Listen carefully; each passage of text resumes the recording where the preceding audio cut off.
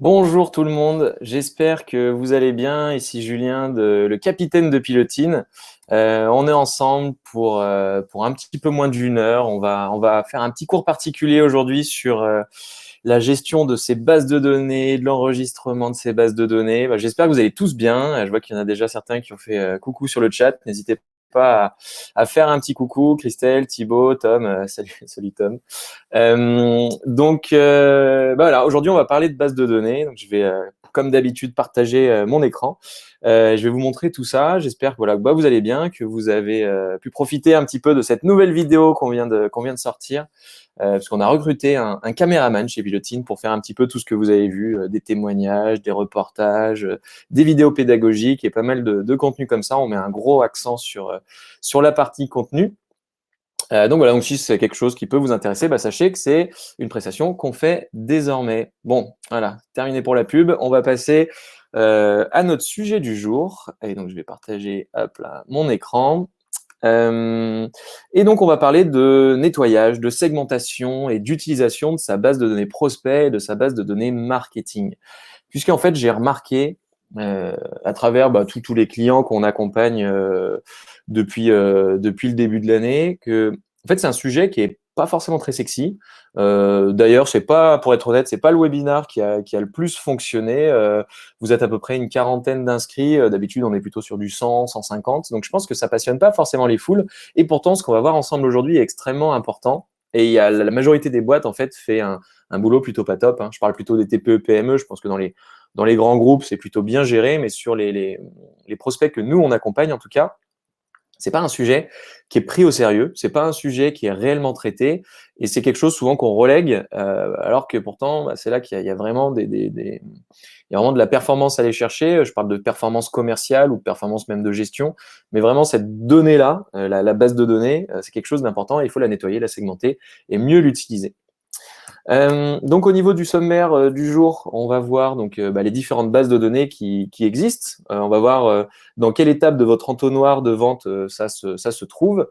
Et on va essayer de retrouver un petit peu toutes ces bases de données qui sont un peu cachées partout, parce que dans n'importe quelle boîte, il y a des données un petit peu dans tous les sens. Et on va regarder un petit peu comment trouver ces données-là. On va voir des outils ensemble. Je vous montrerai concrètement des outils qui vont permettre de nettoyer vos bases de données, des outils qui vont permettre de regrouper vos bases de données, de les segmenter, de les enrichir, donc d'ajouter plein d'informations à très très forte valeur ajoutée.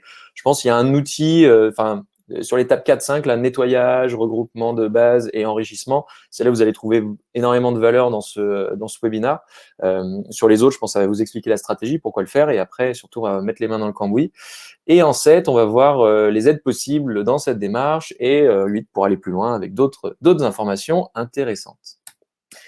Donc ce webinaire, hein, on va traiter vraiment de la base de données. La base de données qui va être qualifiée, de tout ce qui est en lien avec l'emailing. Et ça fait partie vraiment de nos 5 pôles, des 5 pôles sur lesquels on fait des webinars, sur lesquels on informe un petit peu nos prospects, nos clients. Parce qu'on sait que des personnes qui sont conscientes de tout ça vont avoir une stratégie digitale hyper efficace. Donc voilà, en 1, c'est un bon site. En 2, c'est des publicités qui partent. En 3, c'est cette fameuse base de données qui est bien qualifiée. En 4, c'est une présence efficace sur les réseaux sociaux. Et en 5, c'est du marketing automation. On va voir, hein, ce qu'on va voir aujourd'hui participe un petit peu à tout le reste. Donc ce webinaire, c'est la partie 3. Et je vous ai mis des liens, puisque vous aurez la présentation vers les autres webinars ou les autres parties qui ont déjà été traitées ou celles qui seront traitées prochainement. Des outils, il y en a vraiment partout. Aujourd'hui, je pense que je vais vous en montrer 5 qui sont vraiment efficaces, que vous allez pouvoir utiliser dans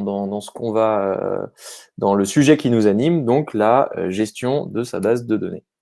Alors, les différentes bases déjà. Donc, il y en a 3 qui existent.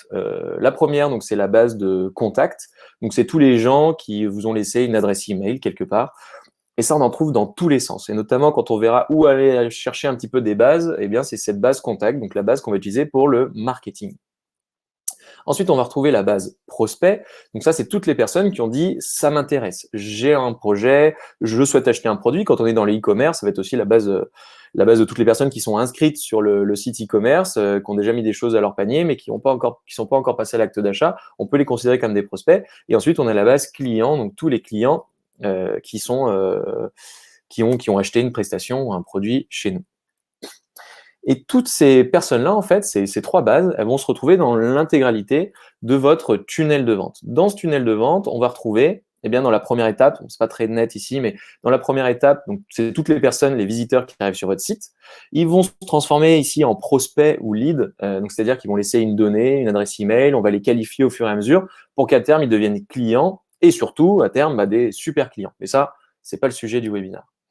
Et du coup, dans quelle étape de votre entonnoir de vente se trouvent vos bases de données? Un petit peu à tous ces endroits-là. Alors, je souhaite détailler avec vous un peu ce dont j'ai parlé là-haut, là, le base contact, base prospect et base client, parce qu'il y a 4 termes un petit peu techniques qui définissent cet état d'avancée dans votre entonnoir de vente d'un contact. Donc, la première partie, c'est le lead. Alors, je ne sais pas si vous arrivez à faire la différence entre lead, prospect, tout ça, mais souvent, on les utilise à toutes les sauces. Mais d'un point de vue marketing, et notamment d'un point de vue entonnoir de vente ou de prospection digitale, un lead, ça va vraiment être la personne qui vous a laissé juste une adresse email.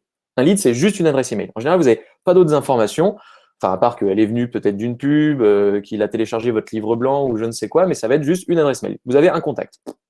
Quelqu'un qui a dit, ça m'intéresse, ça une fois, et puis vous avez une adresse mail. Le MQL, ça veut dire le Marketing Qualified Lead, ou le lead qui a été qualifié d'un point de vue marketing.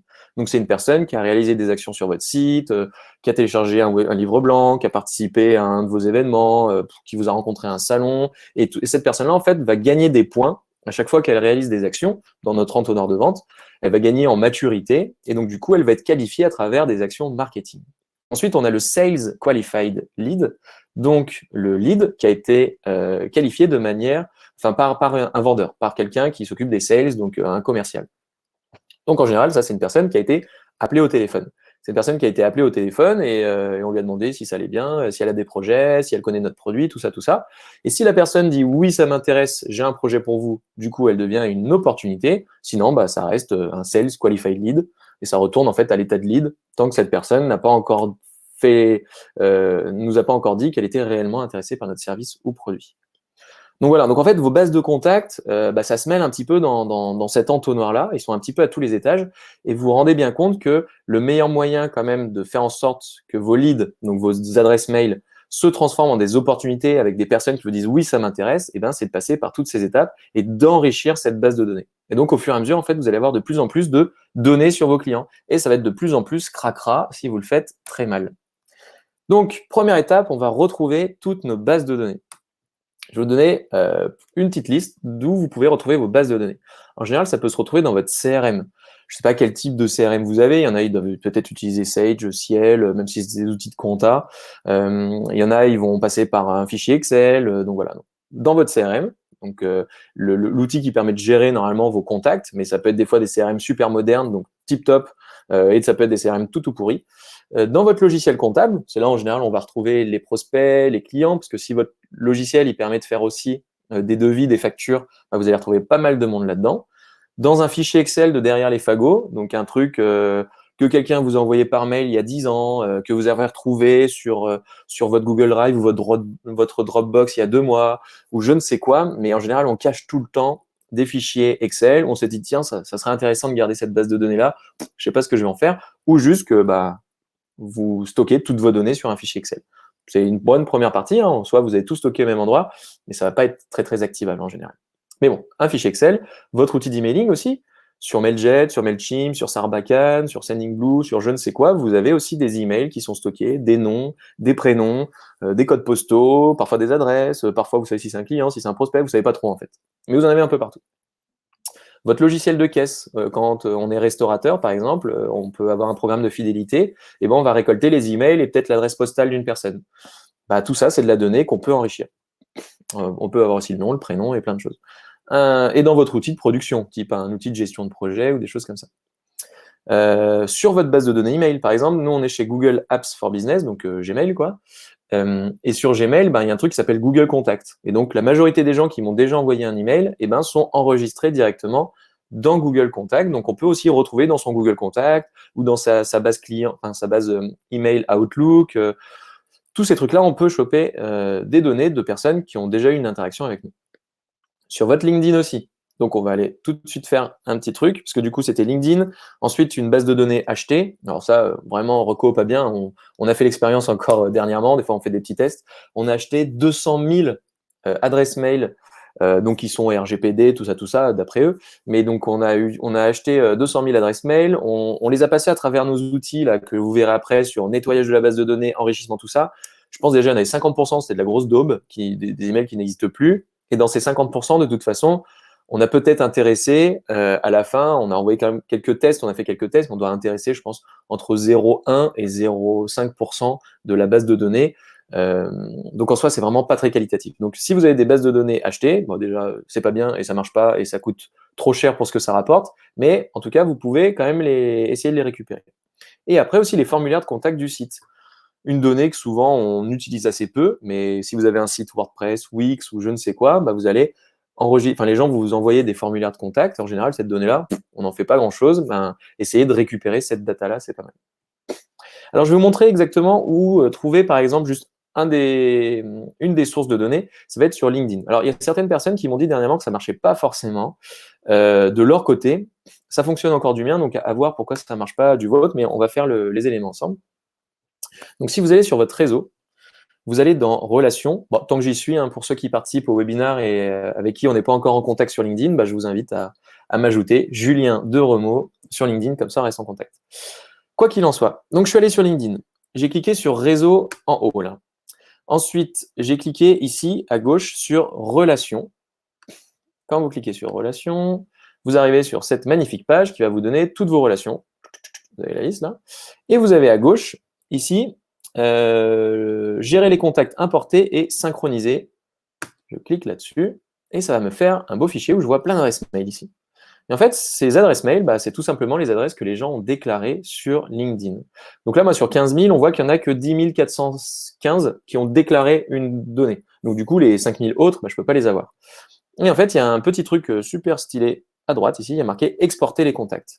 Donc si vous cliquez sur exporter les contacts, eh ben, ça va vous faire une fenêtre en disant bon, qu'est-ce que vous voulez exporter, toutes vos données, machin, tout ça. En soi, ça, LinkedIn le permet via tout l'aspect RGPD, gestion de mes data, tout ça. Vu que les gens ont dit je donne l'autorisation d'afficher mon email à tous mes contacts, ma LinkedIn dit bah si la personne vous a donné l'autorisation, soit vous avez le droit de télécharger cette donnée-là. Donc, vous pouvez mettre vous cherchez en particulier quelque chose, vous cliquez sur mes relations, vous téléchargez tout, vous cliquez sur demander les archives et vous allez recevoir un joli mail vous disant bah voici toutes les données que nous vous mettons à disposition sur LinkedIn et notamment là-dedans vous allez retrouver tout plein d'emails.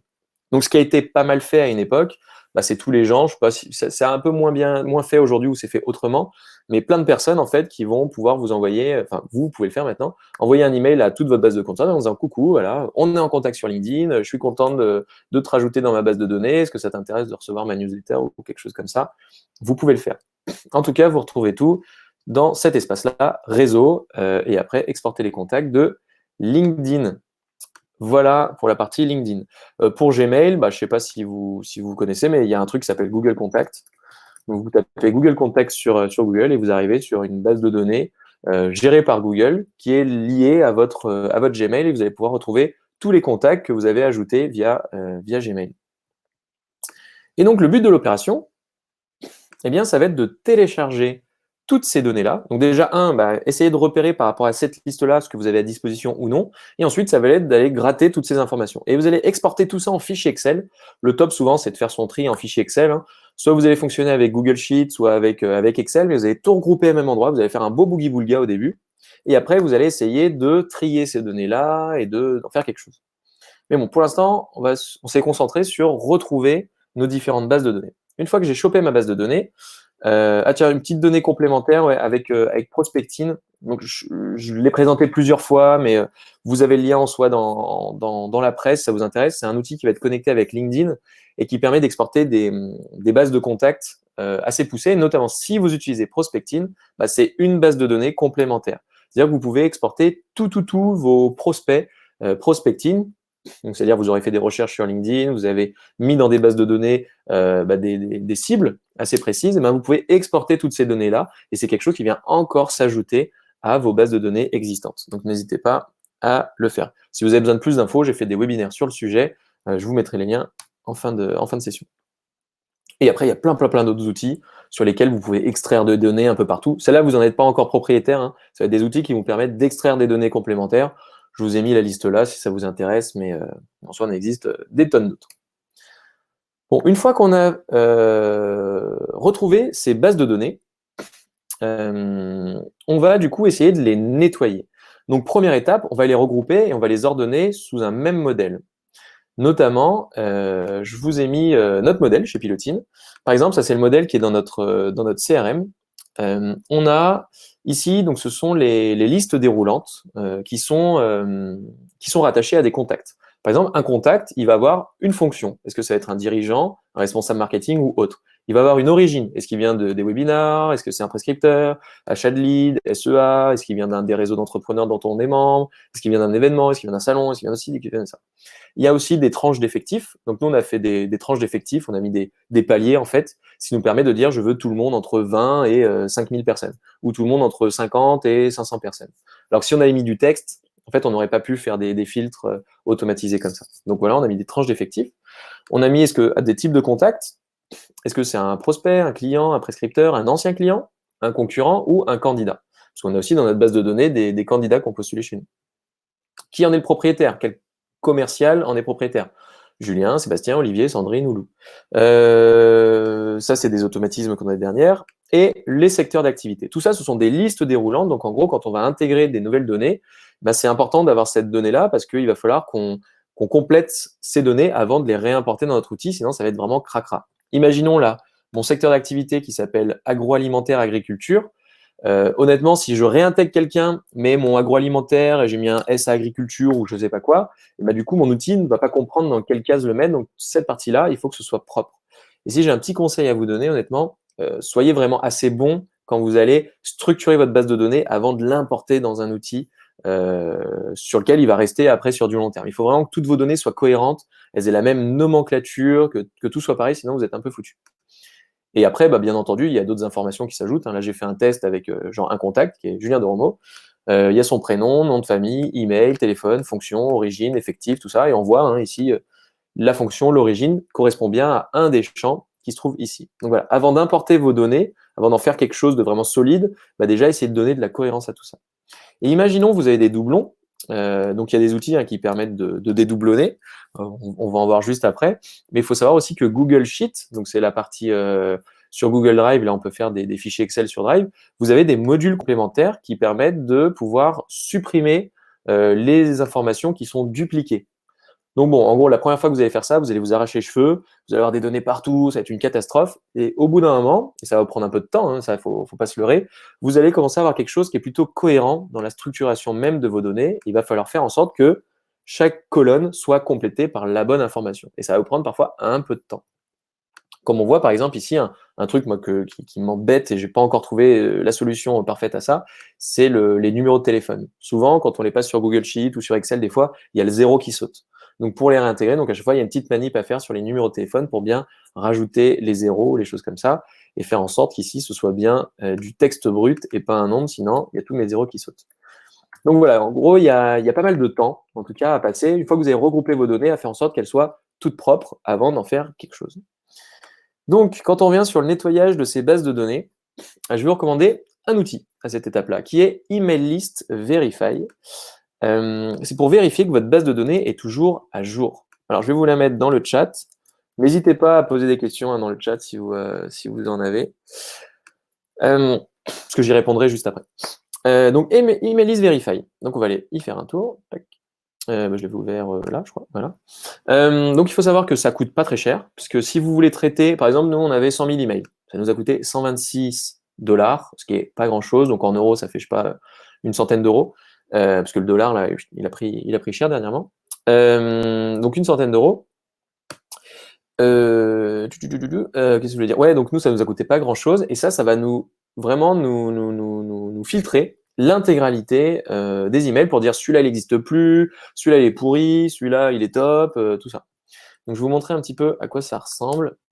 Donc, en gros, là, je suis connecté. Par exemple, il me reste 130 000 crédits, donc on avait peut-être acheté plus, en fait. 130 000 crédits. Et le dernier test en date que j'ai fait, là, le 15 août, à 4h06 de l'après-midi, eh bien, j'ai testé 5909 adresses mail. Donc, c'est sûrement de la base de données qu'on avait achetée là, pour tester, pour voir si elle était pas mal. Et donc, du coup, dans ces 5909 emails, en fait, l'outil va réussir à déterminer qu'il y en a 3977 qui sont encore valides, 578 qui sont pas valides du tout, il ne faut pas les utiliser, 1184 qui sont en accept all, ça veut dire que, bah, on ne sait pas trop ceux-là, mais ça veut dire qu'ils acceptent, mais l'outil n'est pas sûr à 100% non plus. 119 qui sont inconnus, 6 qui sont des emails jetables. C'est-à-dire quand même, là, c'est pour dire, on avait pris une base de données sur une cible bien particulière, et dedans, quand même, les gens qui nous vendent cette base de données nous donnent des emails jetables, genre un julien@yopmail.com ou un coucou c'est moi@yopmail.fr ou je sais pas quoi. Il y en a 20 qui sont des duplicates, donc aussi cet outil-là va vous permettre de gagner énormément de temps et va vous montrer ce qui est dupliqué ou pas. Comme ça, vous n'allez garder que les contacts qui ne sont pas dupliqués. On a aussi 20 spam traps. Alors, je ne sais pas si quelqu'un dans l'audience, enfin dans les participants sait ce qu'est le spam trap, mais le spam trap, c'est donc un attrape-nigo de spam. En gros, voilà, c'est un piège à spam en français, et ça signifie qu'à chaque fois que vous allez envoyer un email à une de ces adresses mail-là, par exemple, une adresse mail spam trap pourrait être julien.deremo, toulousebusinessschool.fr. Imaginons, Toulouse Business School, c'était mon école, et j'avais une adresse mail à l'époque qui était toulousebusinessschool.fr. Sauf que ça fait presque 8 ans que je suis parti de Toulouse Business School. Donc, mon adresse mail n'existe plus. Et en fait, s'il y a des adresses mail qui ont été suffisamment spammées pendant des années par des gens parce qu'elles sont passées dans plein de bases de données différentes, tout le monde se les a achetées, tout ça, il suffit que cette adresse mail-là soit identifiée comme un spam trap par tous les outils qui permettent d'envoyer de l'emailing, par tous les serveurs en fait d'emailing. Et bien, en gros, à chaque fois que vous allez vous-même envoyer un email à cette personne-là, julien.deromo@toulousebusinessschool.fr, parce que cette adresse mail est présente partout, eh bien, le serveur sait que vous êtes un spammer. Parce qu'en gros, si vous n'étiez pas un spammer, jamais de la vie vous auriez envoyé un email à cette adresse mail-là. Donc, les spam traps, ce sont les mails sur lesquels il ne faut jamais envoyer d'adresse mail. Parce que plus vous allez envoyer des emails sur des spam traps, sur des adresses mail qui sont obsolètes et qui sont identifiées comme ayant été cramées par tout le monde, et bien plus vous allez être assimilé à un spammer et plus vous allez être blacklisté par les outils d'emailing. Donc vraiment, ça, il faut absolument pas envoyer. S'il y en avait que 20 là, sur lesquels il fallait pas envoyer, c'est vraiment ceux-là. Ceux-là, ils sont invalides, donc c'est nul, mais ça sert à rien, c'est pas grave. Ceux-là, il faut vraiment éviter à tout prix. Donc, en gros, sur 5900, il vous en reste 3900. Et donc, cet outil vous permet de nettoyer tout ça. En gros, vous mettez votre fichier Excel dedans, piouf, ça vous le retraite, ça prend peut-être, je sais pas, 5 minutes, 10 minutes. Et au bout des 10 minutes, ça vous dit, bah voilà, je vous envoie la liste toute clean, et vous pouvez ici télécharger la liste toute clean. Soit un fichier Excel, soit tous les résultats, soit seulement ceux qui sont safe. Donc, en gros, vous allez retélécharger que ceux qui sont réellement pertinents pour vous. Donc ça vous permet de gagner énormément de temps là, à cet endroit. Je vous ai mis le lien, vous avez un test gratuit dessus si ça vous intéresse. Ensuite, une fois qu'on a nettoyé un petit peu sa liste, on va regrouper toutes ces données et segmenter tout ça. Donc c'est là où je vous avais montré tout à l'heure un petit peu en avance mon Google Spreadsheet. Mais donc du coup, on a le choix avec plein d'outils. Soit on va les mettre dans Excel, soit dans Google Sheets, soit dans OpenOffice pour les plus open source d'entre vous. Ou alors on va passer directement à l'étape où on va les mettre dans des CRM, type Pipedrive, Copper, ou dans des ERP type Salesforce, ou dans des outils de marketing automation comme HubSpot, ActiveCampaign, Mautic, ou alors dans des outils qui sont aussi un peu plus complets, celle-ci, Airtable, Sendinblue. En gros, si vous avez un de ces outils à votre disposition, vous pouvez commencer, une fois que votre base de données est un peu plus clean, en gros, première étape, c'est cela. Première étape, vous prenez soit Excel, soit Google Sheet, soit OpenOffice. Vous mettez tous vos trucs dedans, vous copiez-collez toutes vos bases de données, vous les nettoyez, vous allez mettre les colonnes toutes nickel, les prénoms au bon endroit, les noms de famille au bon endroit, les numéros de téléphone avec le 0. Vous allez dire si ce sont des dirigeants, si ce sont des clients. Vous allez essayer de faire en sorte que ce soit clean. Une fois que vous avez fait tout ça, c'est là que vous allez pouvoir intégrer vos données dans des outils un petit peu plus puissants pour gérer votre data. Je vais vous en recommander 2 après qui permettent de gérer vraiment votre donnée. Donc, soit vous faites avec Excel, mais ça ne sera pas pérenne et vous n'allez pas pouvoir en faire grand-chose. Soit vous faites ça avec ActiveCampaign ou HubSpot. Donc ça, ce sont des vrais outils qui permettent de gérer votre donnée et surtout, ce sont des outils qui ont des fonctionnalités supplémentaires hyper importantes pour votre marketing. On a parlé de ce fameux entonnoir de vente là. Et bien, vous allez pouvoir en fait faire mumuse avec vos données et vous allez pouvoir enrichir tout au long de la vie de votre prospect toutes ces données via ces outils-là. Donc, ActiveCampaign, ça ressemble à ça. Je vais vous mettre les liens pour ceux qui veulent tester. Donc, pareil, vous avez des tests gratuits avec tous ces outils. Je vais vous parler, je vais répondre aux questions juste après, donc n'hésitez pas à poser vos questions. Pour HubSpot, je n'ai pas le lien, parce qu'il n'y a pas de test gratuit avec HubSpot, parce que HubSpot est tout simplement gratos. Donc ça, il n'y a pas de souci. Donc HubSpot ou ActiveCampaign, ce sont des outils qui vont ressembler un petit peu à ça. Vous allez avoir toutes vos bases de données, vous allez tout voir, voilà. On a mes colonnes, hein, nom, prénom, l'adresse mail, l'origine du contact, l'effectif, le type de contact, le lieu de rencontre, le nom du site, gna, gna, gna, gna. On va retrouver plein de choses. Si je vais sur l'adresse mail Julien Doromo, voilà, tac.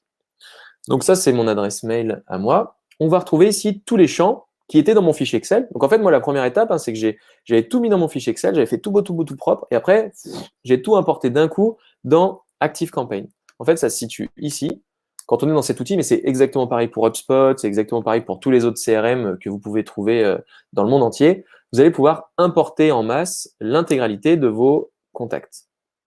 Donc là, c'est un petit peu long. Hop, je vais recharger. Ça marchera mieux, j'espère. Voilà, ok. Donc là, si je clique sur importer, ça va m'ouvrir en fait une fenêtre. Bon, là, il est particulièrement long. Je sais pas, c'est peut-être ma connexion aussi qui est pas folle aujourd'hui. Allez. Bon, c'est pas grave, je passe à la suite. Mais normalement, là, ça affiche une fenêtre où je vais pouvoir insérer l'intégralité de mon fichier Excel. Bon, il n'a pas voulu, c'est pas grave. On va pouvoir intégrer l'intégralité du fichier Excel et après, ça va venir s'organiser comme ça. On va retrouver la fonction, où là, on avait les fameuses listes déroulantes que j'avais tout à l'heure, responsable marketing, hôte, tout ça, l'effectif et tout ça. Et en fait, une fois que c'est présent sur cette base, on va pouvoir enrichir au fur et à mesure les données. Parce que là, on est sur un outil de marketing automation. Si ça vous intéresse, j'ai fait un webinaire il y a 15 jours juste sur ActiveCampaign, donc je ne vais pas passer plus de temps que ça là-dessus. Mais on peut retrouver ici toutes les actions que la personne a faites. Est-ce qu'elle a cliqué sur mes emails? Est-ce qu'elle a visité mon site? Est-ce qu'elle a téléchargé mon livre blanc? Est-ce qu'elle a fait ci? Elle a fait ça? Donc, on va cumuler toutes les datas ici. Mais il faut savoir qu'avec HubSpot, on peut faire exactement la même chose. Donc, il y a le CRM, donc, qui est juste la base de contacts, la segmentation de mes contacts et tout ça, qui est gratuit. Et vous avez plein de trucs super chouettes avec HubSpot qui sont totalement gratos. Si ça vous intéresse, on est partenaire chez HubSpot, mais le CRM est gratuit. La partie marketing commence à 740 € par mois, donc c'est un peu plus élevé. Mais vous allez pouvoir mettre toutes vos données là-dessus.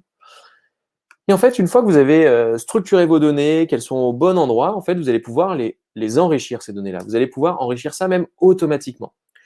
Deux manières d'enrichir vos données. Hein. Soit vous prenez un stagiaire, un alternant, ou vous prenez 14 semaines devant vous et vous allez appeler tout le monde pour savoir s'ils sont toujours en vie, s'ils sont toujours dans la même boîte, quelle est leur adresse mail. Vous allez pouvoir poser plein de questions. Soit vous avez un outil qui vous fait ça en, on va dire, 20 à 30 minutes à peu près. Et donc, c'est Drop Contact. Donc, je vais vous mettre le lien de Drop Contact, parce que s'il y en avait un à bien retenir de ce webinaire, je pense que c'est celui-là, qui est vraiment top. Et je vais vous montrer un petit peu à quoi il ressemble. Donc, Drop Contact, je vous ai mis le lien, et je vais aller tout de suite dessus. Donc voilà, ça ressemble à ça.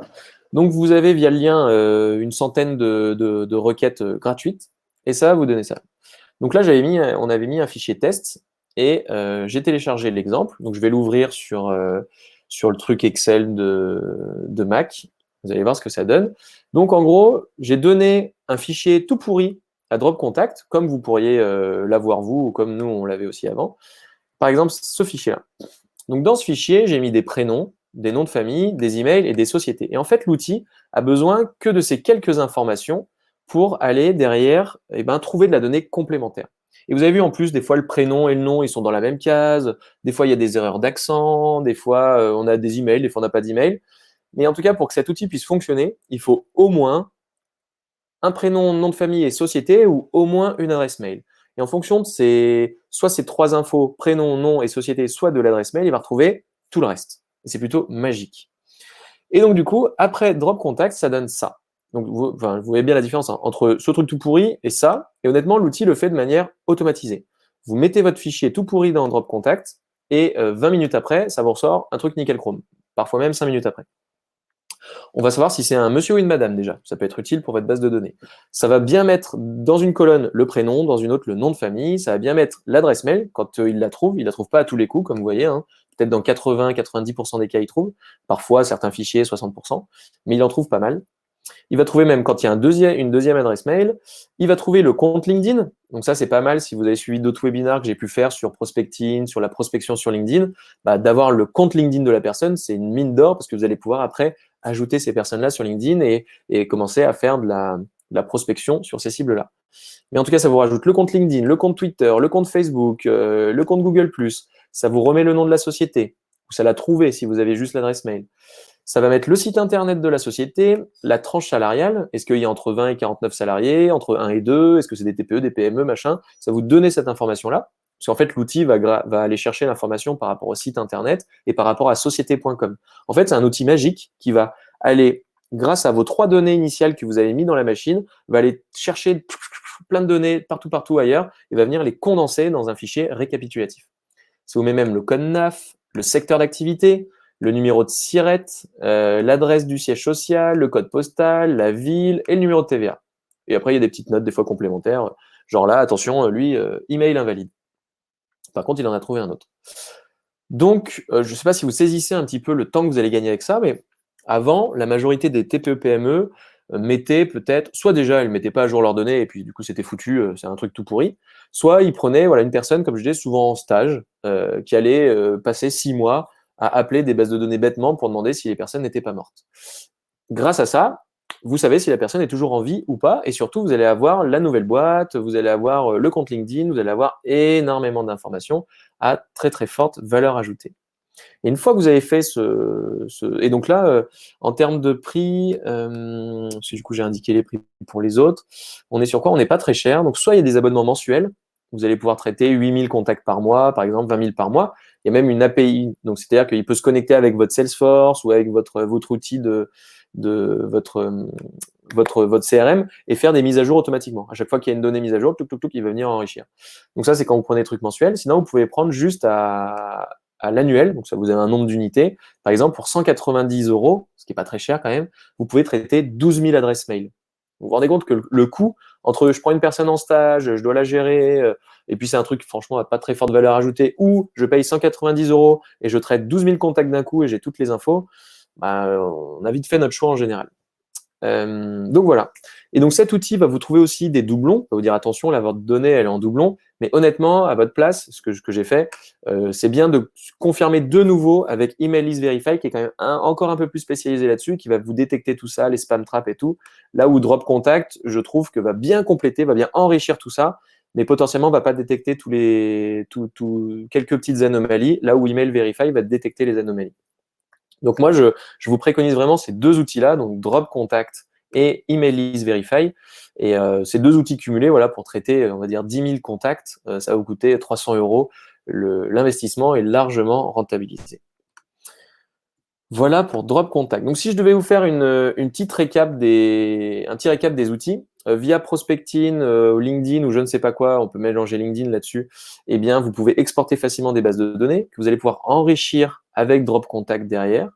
Une fois que c'est enrichi, vous les repassez à la moulinette de Email List Verify qui va vous dire ceux qui sont bons, pas bons pour juste les adresses mail, ceux qui sont morts, pas morts, et via ActiveCampaign ou HubSpot ou un fichier Excel si vous souhaitez rester sur Excel, mais honnêtement, je ne le recommanderais pas du tout, eh bien, vous allez pouvoir mettre toute votre donnée à un même endroit et vous allez pouvoir enrichir votre pipe commercial. Des outils comme ActiveCampaign et HubSpot permettent par exemple de gérer, c'est un vrai CRM, hein, de gérer des opportunités. Après, quand on dit Jacques, il a un projet, au moins on sait que Jacques, il a un projet et vous pouvez suivre le projet de Jacques. Donc voilà, je vous ai mis les liens aussi, vous pouvez retrouver dans la presse, qui permettent de tester gratuitement tous ces outils-là. Alors, les aides possibles dans cette démarche. Alors, il faut savoir que tout ce dont je viens de parler, pour certaines personnes qui ont des petites bases de données, honnêtement, en 1 jour, c'est fait. Pour d'autres, en 4 jours, ça peut être fait. Soit vous avez énormément de temps devant vous, vous avez tous les outils, parce que vous avez tout bien écouté avec ce webinaire et vous le faites en autonomie, soit sachez que vous pouvez vous faire former là-dessus. Vous pouvez réaliser en fait les premières actions avec un formateur, donc n'hésitez pas à utiliser votre budget Datadoc là-dessus pour vous faire former à la mise à jour de vos bases de données, au bon choix du CRM, à tout ça. Vous pouvez en tout cas profiter d'un accompagnement là-dessus ou d'une formation là-dessus pour vous faire aider. Donc, n'hésitez pas, vous n'êtes pas forcément tout seul à ce niveau-là. Par exemple, nous, de notre côté, on a vraiment développé des programmes de formation sur Prospecting, sur Drop Contact, sur Email List Verify, sur ActiveCampaign. Voilà, nous, on est à Lyon et on fait ça en visio. Mais sachez que vous avez sûrement quelqu'un à côté de chez vous ou sur votre outil à vous. Parce que là, je cite les outils que nous, on maîtrise très bien, on en maîtrise d'autres, mais potentiellement sur votre outil bien spécifique à vous, il y a une personne qui est agréée pour vous faire des formations à ce niveau-là. Donc, n'hésitez pas à vous faire former.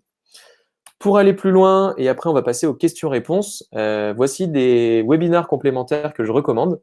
Donc le premier, ça va être sur la prospection email, vous aurez tous les liens ici. Le deuxième sur la prospection via LinkedIn, qui présente notamment Prospecting, l'outil qu'on a vu.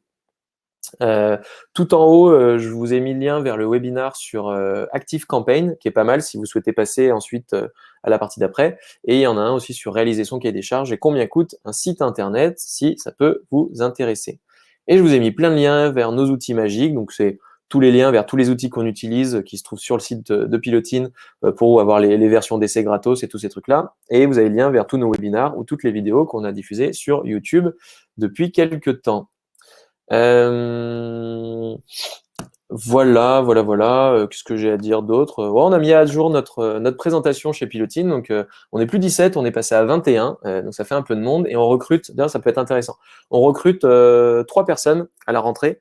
Donc, si vous connaissez des designers, des personnes en gestion de projet, surtout techniques, qui peuvent nous aider à faire des bons cahiers des charges en avant-vente, de viser des projets très techniques, et une personne en dev, eh ben, on est extrêmement intéressé parce que ce sont des profils que nous cherchons pour fin décembre ou la rentrée. Donc voilà, ça peut être intéressant. Donc on va vous envoyer toutes ces informations par mail. Bon, vous aurez tout ça. Voilà. Pas très intéressant la suite. Et maintenant, on va passer aux questions-réponses. Alors, est-ce que vous avez des questions? Alors, je vais prendre les questions dans l'ordre. Christelle, tu ne mets pas de date dans tes tableaux pour respect du RGPD. Alors, RGPD, donc du coup, via ces emailing, en gros, quand vous retrouvez des bases de données un peu cracra que vous aviez, ou vous pensez que les gens vous avez donné l'autorisation, ce qui est top, c'est d'envoyer des emails pour leur proposer de se désabonner s'ils souhaitent vraiment disparaître de cette base-là, ou si vous voulez faire vraiment les choses très proprement, mais c'est le meilleur moyen de perdre toute votre base de données, vous envoyez un email pour demander aux gens s'ils sont toujours OK pour rester dans la base. Mais le taux de réponse, en général, est plutôt proche des 0 à 1%, donc vous allez perdre 99% de votre base. La filouterie que certains ont trouvé, c'est d'envoyer un email en disant « Si vous voulez partir, voici le lien ». On le met en énorme, le lien. Et là, c'est plutôt 1% des gens qui s'en vont. Donc, vous conservez les 99% autres. Et pour les nettoyer, à chaque fois que vous allez faire des envois d'emails, vous allez vérifier tous ceux qui n'ont jamais ouvert vos emails. Et ceux-là, par exemple, au bout de 3-4 emails envoyés, vous allez dégager ceux qui n'ont pas ouvert les 4 derniers. Comme ça, vous avez toujours une base hyper propre. Et donc, sinon, quand les gens se sont inscrits, effectivement, ils peuvent cocher la petite case « Je souhaite qu'on utilise mes données ». Et ça, vous allez l'enregistrer. Bon, je ne l'ai pas montré, mais nous, effectivement, on a une colonne qui s'appelle « Acceptation RGPD ». Et comme ça, les gens ont accepté de bien recevoir les informations. Donc Christelle, le lien du replay vers ActiveCampaign, il va se trouver dans la presse que vous allez recevoir, et il se trouve aussi sur notre page Livestorm ou sur la page du site de Pilotine. Il y a marqué tous nos webinaires gratuits, et vous allez retrouver le lien vers ActiveCampaign. Alors, d'autres questions. Des outils pour cleaner de façon automatique. Alors ça, je pense, Tom, donc c'est ça, tu parles d'outils pour cleaner de façon automatisée. Bah, il y a Drop Contact qui est vraiment bien, ou Email List Verify qui le font de manière qui le font de manière automatisée. Il n'y a pas besoin d'action manuelle. Par contre, si vous avez une base de données, alors Drop Contact accepte les bases de données où il y a au moins prénom, nom de famille, email et société qui sont quand même assez clairement définis. Si vous commencez à mettre des prénoms à la place des emails et des secteurs d'activité à la place des emails et tout ça, là, pour le coup, vous êtes quand même foutu et l'outil, il va péter un câble. Donc, pour tout cleaner, un truc vraiment crapuleux, la meilleure solution, c'est pas automatique, c'est qu'il faut le faire à la main. Donc, c'est pour ça que je disais qu'il y a quand même entre 1 et 4 jours parfois de taf pour faire la première phase. Je clean, je mets dans les bonnes colonnes et tout ça. Une fois que ça s'est fait, honnêtement, sur les 10 prochaines années, il n'y aura plus besoin de le faire. Mais la première fois qu'on se met sur le chantier, honnêtement, il faut passer par des choses manuelles. Si on n'a que l'email pour Drop Contact, ça suffit. Alors, normalement, oui. Dans pas mal de cas, ça va pas forcément fonctionner, mais parfois ça marche. Le top du top, hein, pour être totalement honnête, le top du top pour Drop Contact, c'est prénom, nom de famille, email et l'entreprise. Si vous n'avez pas l'email, l'outil va vous le trouver. Si vous n'avez que l'email, il aura du mal à retrouver le reste, surtout si c'est des adresses mail perso. Si c'est du Gmail, du machin, du truc, du bidule. Si c'est des adresses mail corporate de type julien@pilotine.com, là, il trouvera parce qu'il va repérer pilotine.com, Julien et Deromo. Donc, en gros, mon email comporte mes 3 informations qu'il lui faut. Si c'est juste un julien69@gmail.com, alors là, il est foutu. Donc, du coup, pour Drop Contact, un email pro super bien fait ou alors prénom, nom de famille et société. Là, il peut se débrouiller. Voilà. Et sinon, le top du top, c'est les 4. Et après, il va compléter secteur d'activité, nombre de salariés. Il va compléter avec aussi la partie compte LinkedIn et tous ces éléments-là. Voilà, je ne sais pas si vous avez d'autres questions. Voilà, donc c'était un webinaire un peu plus court que d'habitude puisqu'il était plutôt, on va dire, technique, mais c'est un élément à prendre en compte dans sa structuration. Donc, à savoir que vraiment ce contenu-là que je viens de donner sur comment gérer et optimiser sa base de données, il s'insère vraiment dans le cadre d'une prospection digitale globale. Juste avec ça, vous n'en ferez pas grand-chose, mais si vous vous mettez à faire de la prospection digitale, si vous mettez à mettre en place un CRM, un outil de marketing automation et que vous voulez vraiment faire quelque chose de votre donnée, l'enrichir, trouver des clients avec ça, ben cette étape-là de gestion de votre base de données sera vraiment capitale. Nous, quand on a attaqué ce chantier de mise en place d'une vraie stratégie de prospection digitale, donc c'était à peu près il y a 2 ans, on s'est beaucoup tiré les cheveux au début sur notre base de données, mais une fois qu'elle est faite, après, on l'a plus jamais refait en fait. Mais en tout cas, il faut faire cette étape-là. Et chez pas mal de clients chez qui on intervient, eh bien, avant de démarrer la partie mise en place de l'automatisation, du marketing automation, de l'inbound, de tout ce qu'on veut, bah, il y a une première étape, c'est on clean la base de données, on la nettoie, on l'enrichit, on réintègre tout ça tout propre, et après, c'est parti. On envoie du lourd. Bon, bah, j'espère que ça vous a été utile. N'hésitez pas à mettre, s'il vous plaît, ça m'est toujours c'est toujours hyper pertinent pour moi.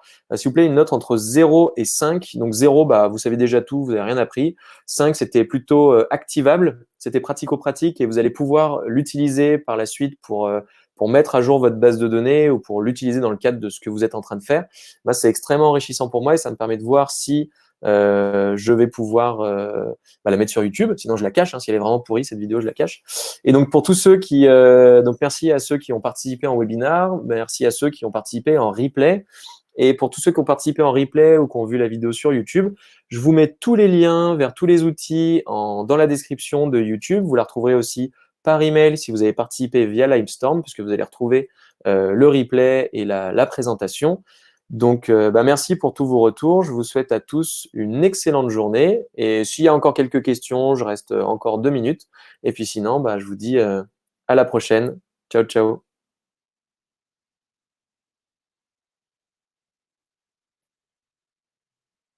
Allez, bonne journée. Ciao.